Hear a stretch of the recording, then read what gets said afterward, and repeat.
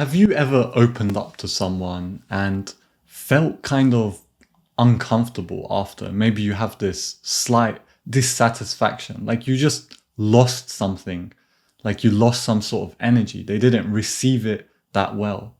Or maybe you have a friend who talks to you a lot about their problems, and at times it feels frustrating. You feel angry, or you kind of feel disconnected from the person who's speaking to you. And these are examples of people expressing how they feel. And I'm going to talk about in this video, should you tell people how you feel? Should you use expression as a way to communicate with people when you're feeling these bottled up emotions? Should you vent them out? And in our society right now, a lot of the focus is around expression. They're like, don't hold things in, express, let people know how you feel. And this might not be an ideal way to deal with your emotions. And we're going to explore that in this video. So I remember recently my friend came to me and was venting a lot about his work. He was telling me about how he didn't enjoy this, or he would message me every so often talking about like how this thing was frustrating him, that he didn't want to do this, or this thing felt painful to do, or it was stupid, or it was frustrating.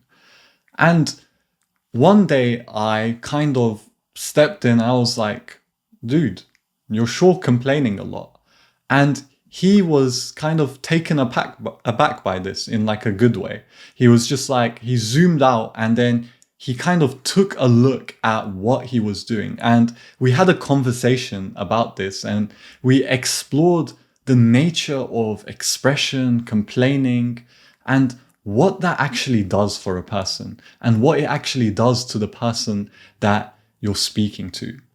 So we sat down, we started speaking about it, and I asked him the question, what do you think you gain from complaining about these things? And he thought about it and he said to me, it feels like my emotions are being validated. I'm being validated for complaining, essentially, or expressing or venting my frustrations. When somebody listens to me, it feels like I feel good about myself. And we started questioning whether this was the best way to kind of process your emotions, or was it even a processing of your emotions? And from this point, we dove into the different ways emotions can be expressed. So when you feel this tension and this anxiety, and you feel like you're just about to burst, a way to deal with it is to express. But there's other ways to deal with it. So you can either suppress your emotions, you can repress them, you can express them, or you can escape them. And there's a fifth one that is the healthy, secret way to actually deal with your emotions. And we're going to get to that. But so expression, what does expression do? Expression means you're just venting out. And what it actually does is it might feel momentarily good in the moment. But if the person in front of you is not grounded, and there's different levels to this, it can actually really harm the relationships that you have around you. Because when you're expressing kind of negativity or venting or energy to someone, as much as they can be a saint, it's not like there is no like net, as in there's no way to completely get away from the negative element of those emotions. That person in front of you is bound to take in some of that negative energy. And even if it's microscopic, they are kind of bound, unless they're a Buddha or a saint, they are bound to hold some sort of resentment because they're taking in some negative emotions from you. And look, there's varying levels to this, and there's varying abilities on how the person opposite you can deal with this. But it's definitely something to know. And expression isn't completely necessary. And so there's another way that we can deal with it. So you might say, okay, expression's not a good idea. I just need to deal with it on my own. And when you go to deal with it on your own, you might be suppressing or repressing. So suppressing is kind of consciously pushing down that emotion and not kind of paying attention to it, not addressing it until it eventually explodes. And repression is unconsciously pushing down that emotion. You're not even conscious that you're pushing down that emotion, that you're not paying attention to it. And then the fourth way that we can deal with our emotions, which is very, very common in this day and age. So the most common are expression, and the fourth one, which is escape. So you can actually just escape from your emotions. That's what you probably do with your phone. You doom scroll videos, you watch a bunch of YouTube videos, even sometimes like listening to a lot of music and trying to forget about something is a form of escape. There's lots and lots, there's like endless ways that we can escape from our emotions in this day and age. And that one doesn't help either. What you're essentially doing is you're running away from the inevitable thing. You're causing yourself pain and suffering for something that you will eventually have to deal with. And that pain is always nagging at the back of your mind. You're never really calm or present or enjoying your escapism. And so these are the ways that we kind of deal with emotions, and expression is just one form of that. And all of these have their kind of downsides, and there's actually a way to not have to vent, not have to kind of explode, not have to push things down. There's a way, there's a conscious mechanism that we're just not taught how to deal with your emotions, and how to actually, when a negative feeling arises, you know what to do. You know how to process that emotion in a complete way that doesn't harm the relationships around you. And that is the concept of letting go. And you might have heard of this idea of letting go, but essentially what it means is to let the emotion be exactly as it is. And again, it sounds super counterintuitive because we're kind of used to doing things to get to where we want to go. However, with emotions, this doesn't quite work in the way we would anticipate. And our minds are actually, in the Western world, conditioned really poorly to be dealing with emotions. So the process or the mechanism for letting go is to let the emotion come, let it be, and then to let it go. So what that practically looks like is, let's say you're feeling very anxious and you have the urge to kind of text your friend about the problem that you're having. You're like, oh my God, how could this person do this to me? Or how could this situation happen to me?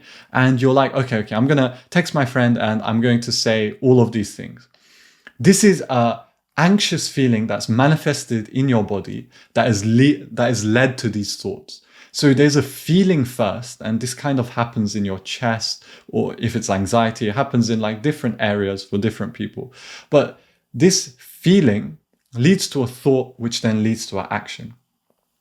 But with letting go, what you can actually do is pay attention to the feeling.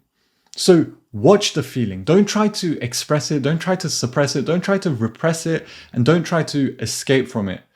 Just pay attention to the feeling. So the anxiety comes, you watch the anxiety in your body, where the sensations are occurring, and just watch.